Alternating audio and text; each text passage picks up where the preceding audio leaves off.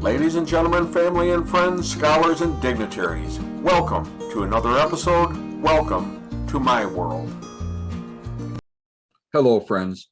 So, people who have studied history know the great heroes of the ages. And no, I'm not talking about television's make-believe superheroes. No, I'm talking about the real heroes who put their lives on the line for the safety and welfare of others, like police or firemen.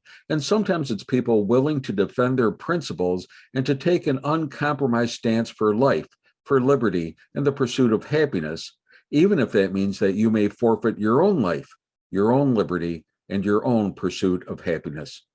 Well, some 250 years ago, several men said, quote, "Things have to change."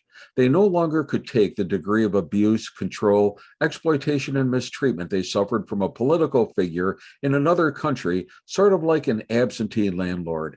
So this group of men representing their new country signed the famous text known as the Declaration of Independence, which starts by saying, quote, "In Congress, July 4th, 1776. Although, as an aside, the document was only drafted then and was actually signed on August 2nd, 1776. So the question is, would you be willing to sign that document? A document that technically automatically makes you treasonous and makes you an enemy of the state. Well, consider this. What happened to the 56 men who signed the Declaration of Independence? What happened to the men that put their names, their careers, their homes, their families, their fortunes, and their lives on the line for this new country? Well, 5 of the signers were captured by the British as traitors and tortured before they died. 12 of the signers had their homes ransacked and burned down. And as for their families, 2 lost their sons serving in the Revolutionary Army. Another had 2 sons captured. 9 of the 56 men themselves fought and died from wounds or hardships from the Revolutionary War.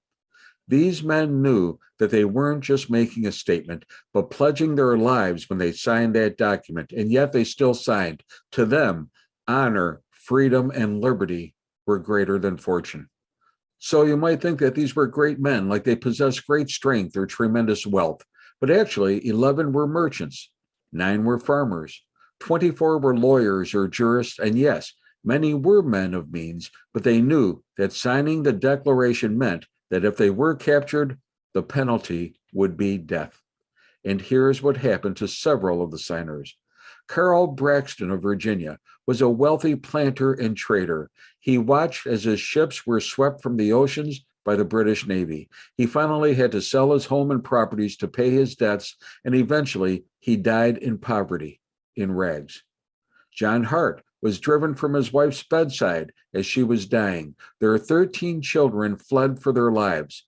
His fields and his gristmill were laid to waste. For more than a year, he lived in forests and caves, returning home to find his wife dead and his children vanished. A few weeks later, he died from exhaustion and a broken heart. Thomas McKean was so harassed by the British that he was forced to move his family around almost constantly. He served in the Congress without pay, and his family was kept in hiding. His possessions were taken from him, and like so many of the others, poverty was his reward. Francis Lewis had his home and properties destroyed. The enemy jailed his wife, and she died within a few months. And both Norris and Livingston suffered similar fates. Nelson had his home destroyed, and he died bankrupt. Vandals and soldiers looted the properties of Dillery, Hall, Clymer, Walton, Haywood, Rutledge, and Middleton.